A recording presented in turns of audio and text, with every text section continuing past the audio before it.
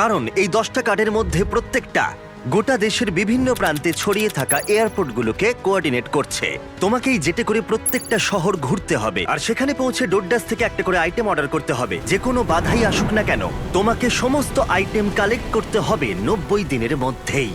আর যদি তুমি পারো, আমি আর ডোডাস তোমাকে দেব $50,000 ক্যাশ। ওয়াও, 1 নম্বর এয়ারপোর্ট ওহাইওতে। Good luck. আমার এটাই চিন্তা হচ্ছিল, জেতার পর আমি এটাকে চালাবো কিভাবে। তো এই টাকাটাই অ্যাকচুয়ালি সেই পার্থক্যটা তৈরি করে সমস্ত স্বপ্ন এবং সবার হতাশার মধ্যে। জিমি আমাদের 10 দিন দিয়েছে 10টা আইটেমের জন্য। আমরা প্ল্যান করেছি 8 দিনের জন্য 10টা আইটেম কালেক্ট করব, কারণ এই চ্যালেঞ্জটাকে আমি আর হারতে চাই না। আমি এখন ক্লিভল্যান্ডে আছি, ডোরড্যাশের কাছ থেকে একটা পাওয়ার ব্যাংক চেয়েছি। First item Cleveland power bank, order complete. Armand সারা রাত ক্লিভল্যান্ডে কাটালো আর সিদ্ধান্ত নিল শার্লটে গিয়ে থামবে। আমি জানি আমি কোন এয়ারপোর্টে যাচ্ছি, আমি জানি কোথায় কখন আর কোন সময়ে যেতে হবে। ডোরড্যাশ আর ড্যাশ পাস দিয়ে আমি একটা স্কেডিউল তৈরি করেছি। আমি দ্বিতীয় আইটেমটা শার্লটে গিয়ে পাবো। দারুণ, শার্লটের মধ্যে ঢুকে গেছি। এ নিন sir. Thank you very much.